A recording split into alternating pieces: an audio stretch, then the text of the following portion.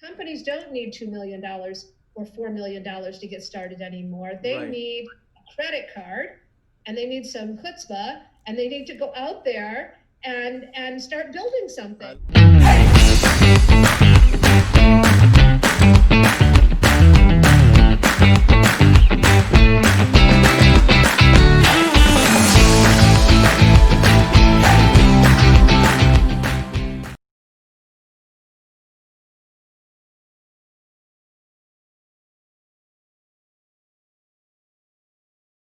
Cindy, Padnos, thank you so much for joining me on 20 Minute Leaders. It's a pleasure to be here. Thank you. So great to have you. I can't wait to learn so much as I can over these next 20 minutes. I'm not going to be able to do justice for all the incredible things you've done, but just as a background, you're running Illuminate Ventures I think you've deployed over $100 million in incredible investments, which I'd love to hear a little bit about your investment strategy there. Fast Company has cited you as one of the most influential women in tech. San Francisco Business Times, something similar. You're very excited about women in tech in general, and you have a widely cited paper called "High Performance Entrepreneurs: Women in High Tech." Okay, I've done my part. Cindy, talk to me a little bit about where you come from. How did you get started with entrepreneurship? And let's roll into Illuminate Ventures. Okay, love to. Well, your first question is a good one because I come from a very entrepreneurial family.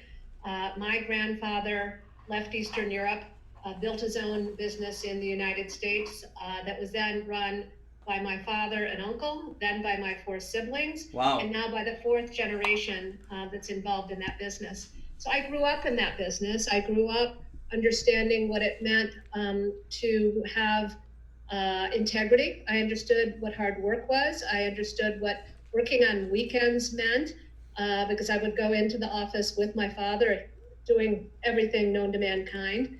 And interestingly enough, I assumed from day one that I would do something entrepreneurial in my life. But I took an interesting circuitous path to get there. I had gained my MBA at Carnegie Mellon. I came out of there and actually joined the largest corporation in the world at the time. And I started really, really big and learned what it was like to sell into large enterprises and all the rest of that.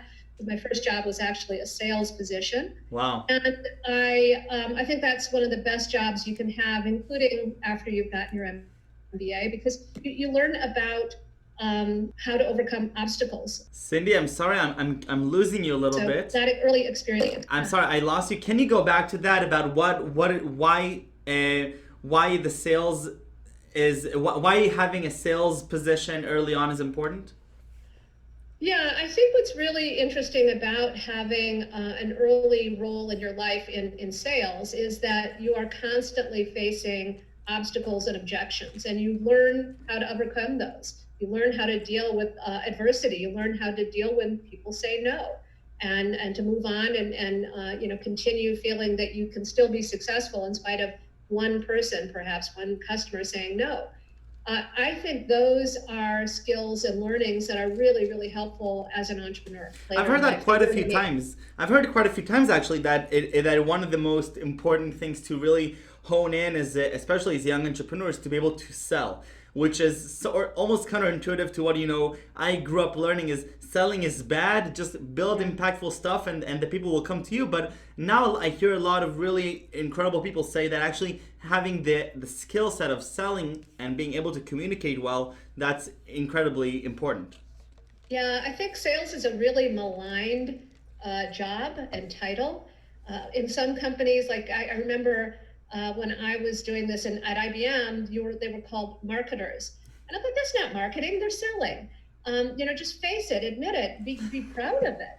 And I was proud of it. I was, one of the top 10 salespeople in an organization that had hundreds of thousands of employees. You were one of the top And 10 salespeople at IBM? at AT&T. At AT&T. Yeah. Wow. Unbelievable. And I was very proud of that, right? And you had to work very hard to get that. But it wasn't that I wanted to be a salesperson the rest of my life, right? But what a great experience. I mean, Wow. even after my MBA, the training they put me through included how to overcome objections, how to communicate better with people. It helped me understand my own style and how that could relate to other people. It was super helpful, and it also, took me down a notch or two from time to time when customers just said no. Right. Well, I'm guessing that to get to the top 10, you have a lot of yeses along with those nos. So I'm guessing that's pretty incredible. Okay, so take me to Illuminate Ventures, and why are you running a venture firm? Why are you investing in other entrepreneurs, having gone through your path? That's a great question as well. I had gotten to a point in my career where I had been in a number of startups. I had founded my own. We had been fortunate to have that be acquired by a public company, and I started working with some of my friends in the venture community, doing roles that people today would call venture partner or operating partner kinds of activities. And I had an amazing opportunity to work with some very respected investors. I didn't start doing that thinking I would become a VC, but over time, I realized that it was an amazing opportunity for me to start applying skills and experiences and um, just knowledge sets that I had acquired over many, many years, and my network. I would say the network itself was perhaps the most important element of it. I knew investors because I had been out raising capital for my own company. I knew entrepreneurs because I'd been in several entrepreneurial startups. And I also knew people in the corporate world, customers, business partners, et cetera, that I could then leverage those relationships to help a whole series of founders rather than just help myself getting access into those. And I suddenly started discovering that even though I had never set out to do it, I didn't have a finance degree. I had a very quantitative MBA from Carnegie Mellon, but I'd never been on that side of the I equation. believe you very recently gave a commencement address, right, to the School of Engineering. The master's program on the West Coast campus, yes, I had a really great privilege and terrifying to do that because you're always worried, oh no, you don't want to mess up someone's college graduation. There you But go. Yeah. it was a great honor. Yes, thanks. But in any case, the opportunity for me suddenly just was staring me right in the face. I looked at it and I said, why not create a portfolio versus invest all of my time and energy in one company? And why not start giving back into my community the things that I've learned over so many years and experiences? And then I had the good fortune to be invited to join one of those firms that I was doing some projects with. I invested out of their fund for about 4 years, had an opportunity to build a track record. But then 2008 came along. And that was super interesting because the firm I was with had offered me a full partnership. They were going to go out and raise a new fund. But I stood back and I realized how much the world had changed. Right. When I started my company, a company called Vivant, which was a SaaS services procurement software company, uh, the public cloud didn't yet exist. And so When we is this had about? to, that was in 1999. Wow. So the Okay. internet is about 4 or 5 years old, really, right? That's right. Wow. No pre-AWS, that's for sure, right? And yet there were companies that were choosing to move down the path of having a recurring revenue model, of building Right. a multi-tenant architecture. But we had to spend a lot of money to do that. We had to buy all of those tools anyway. We had to spend hundreds of thousands of dollars for an Oracle database license and Wow. all sorts of servers. And then we had to pay to host everything at Rackspace. So we created our own, and that's what every company then that wanted to do SaaS had to do. And then, of course, brilliant people and came after that, and that's what I stood back and realized. My gosh, I needed $2 million just to start my company. I needed to buy the servers and the software and everything else Wow. before you could write a single line of code. And from 2004 to 2008, I was investing in early stage companies, but that was still Series A. That wasn't seed. There was no such word as a Series seed back then. You had angels and then you had Series A. And I looked at it and I said, this is just crazy.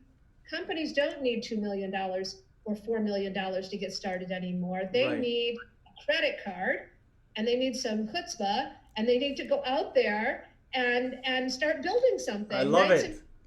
Right?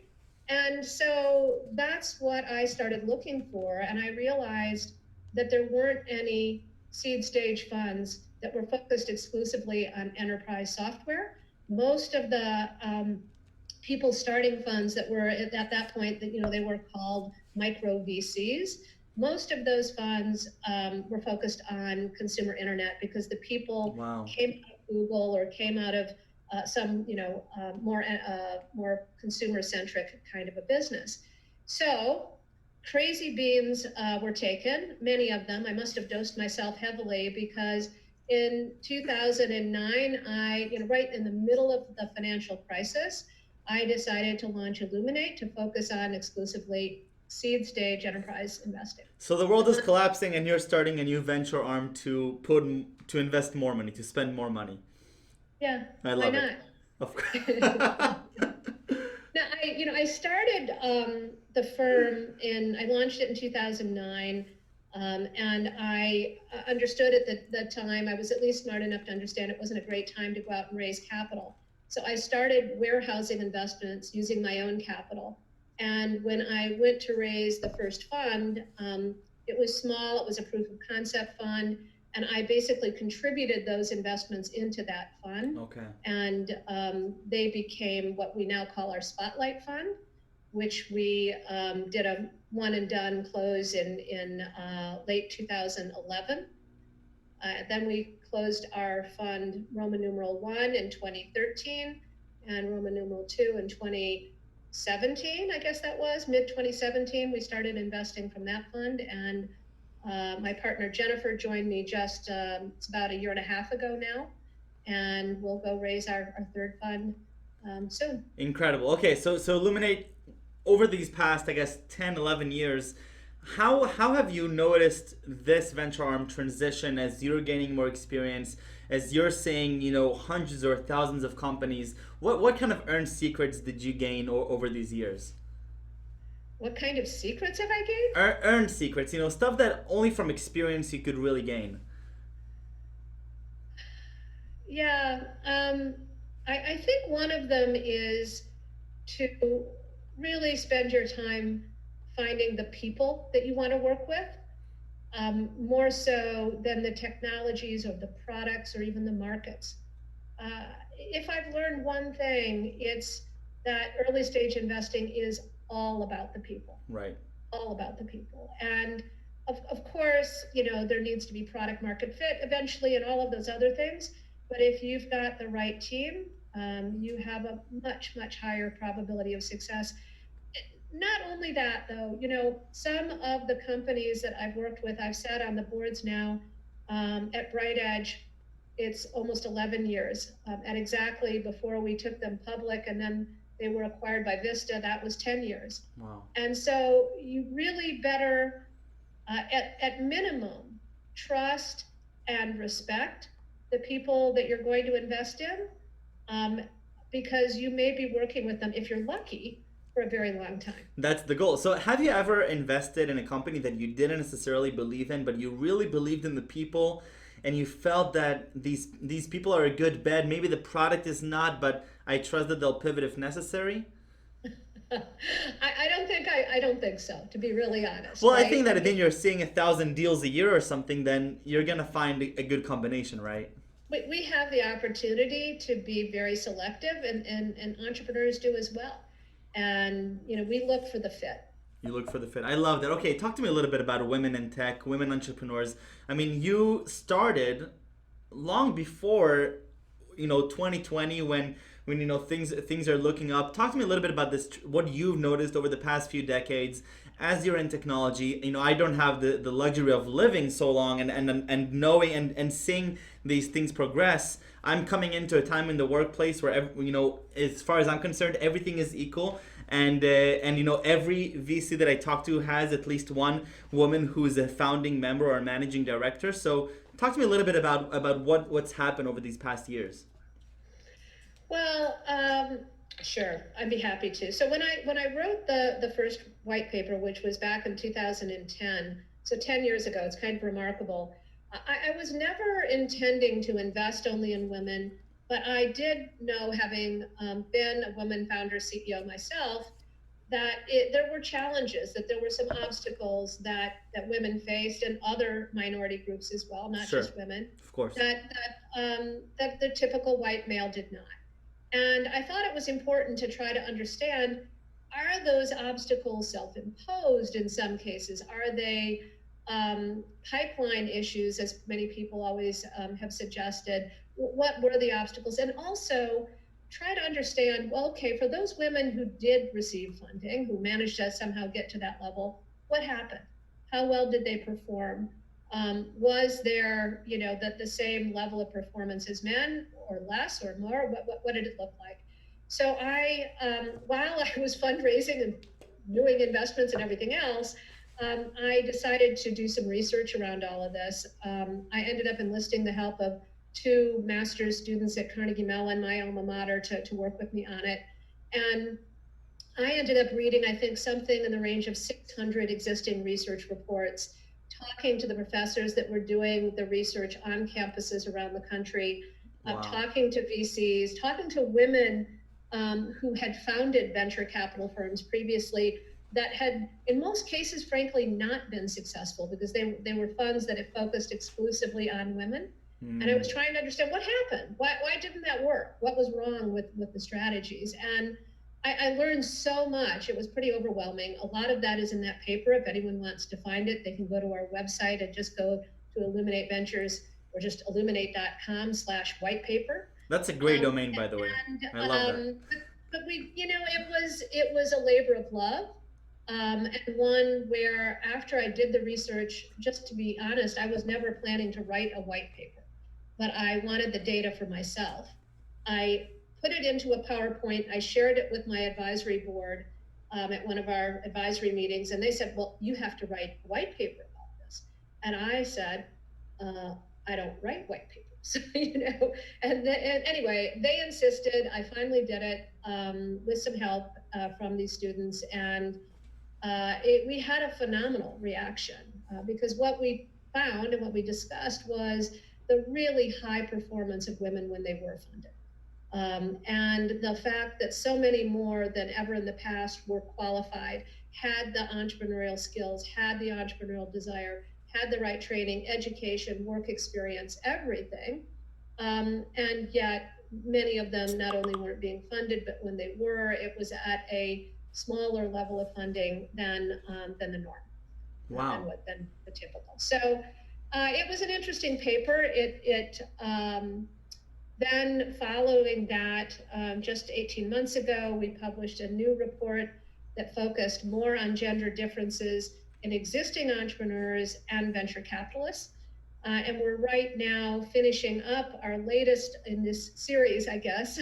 Now I guess I can call it a series of unintentional white papers that is focused on students, and in particular on MBA students, and how they think about entrepreneurship and venture capital. Fascinating. And really, these papers are sort of considered a hallmark of understanding the gender differences in entrepreneurship and in venture capital. Cindy, I'd love to get your take on entrepreneurship. Right before we started this talk, you were starting to tell me how awesome it is to be able to be a young entrepreneur today. Make me feel good about me being a young entrepreneur. So here's the reality. It doesn't matter if you're young or old from a chronological perspective, but if you are thinking entrepreneurially, if you are creative, if you are innovative, if you dare to take your ideas and put them in front of other people and risk rejection, risk them saying no, and gather that feedback and build something meaningful from it, I'm not sure there's any better feeling that you can possibly have. You mean chutzpah, right?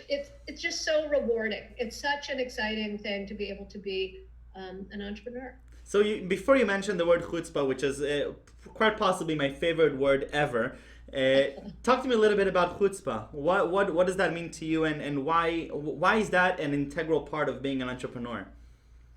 Yeah, so some time ago, someone asked me, what do you think is the definition of an entrepreneur? And I said, I think it's someone who's able to look at insurmountable obstacles and choose consciously, knowingly to ignore them. Not stupidly, not, like pretending they don't exist, but choosing to ignore them. That's chutzpah. That's chutzpah. Being able to have the ability to put, your concerns and worries aside and take the opportunity to put yourself, you're really putting yourself out there. Your ego is out there because it's your idea, it's your product, and your energy that's going into it. And then being a great leader, a strong enough leader to convey that to a whole team of people, the best people you can find that want to follow you in meeting that ambition, reaching that goal. That's more than chutzpah. That's leadership as well, but it's the combination of those two, I think, that can make for a great entrepreneur. 100%. And I keep hearing that it takes somebody that crazy to forego a good salary as an engineer or something and decide to go and run after a crazy idea that could possibly make the world a better place or change the world or move the needle in some way, but having to go through those obstacles and more than just ignoring it, but actually tackling them and getting excited every day tackling them. I often talk to my wonderful girlfriend about how excited we are that we have people telling us that what we're doing is not going to succeed or it's just not right, and we get excited by this feeling that yes, we're going against the crowd, we're going against what people are telling us because we innately believe that what we're doing is right and that it's going to work. And even if we fail, that's okay because we're just that excitement and the energy we get all along is just worth everything. Cindy, what are you really passionate about? Today, you wake up every day, you look at companies, you're investing, you're doing all sorts of things. What are you really excited about? Oh my gosh. I think that I love the work that I do. Mm-hmm. I mean, if it doesn't show, I don't know how to explain that, but I love the fact that we have the opportunity to build long-term relationships with founders. I mentioned two of the founders where I sat on their boards for 10 years. That's a remarkable opportunity. When I stood with the others on the floor of the New York Stock Exchange, wow. and my founders, the original founders of Exactly, were up there on the balcony and ringing the bell. I started crying. I started crying, and somebody said to me, well, is it the money? And I'm like, no, for God's sakes. It is definitely not that. Although you've seen them when they just had a slide deck and an MVP, right?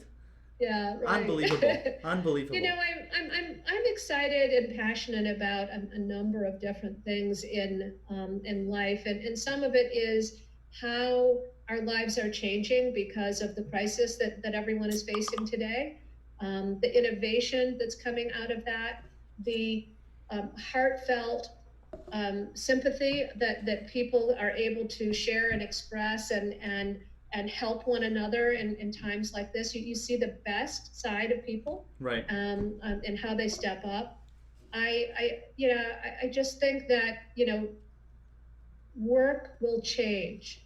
How we all work, how we all learn is changing so rapidly. Because of limitations and restrictions being placed on how we can work together. And I think the innovation that is going to come out of this is going to be phenomenal. I can't wait, and you bring so much optimism into it. I love it. Cindy, right before we go, I want to thank you again for your time. It's so generous of you. You have so much going on, and I really appreciate you taking the time for this. I need 3 words that you would use to describe yourself, and then I'm going to let you continue running this awesome venture. Wow. I would say entrepreneurial. Yes. I would say, I get to use 2 words for some of these: high integrity. Okay. And passionate. I love it. Entrepreneurial, high integrity, and passionate. Cindy, toda rabba. Thank you very much. I wanted to also talk about J Ventures that we're both a part of. We didn't get to that, but I look forward to learning with you on our work through the fund, and thank you for all the support. And good luck with everything, and I can't wait to see this optimism play out in real life in the years to come. Thank you so much, Michael. Take care. Bye-bye. Bye-bye.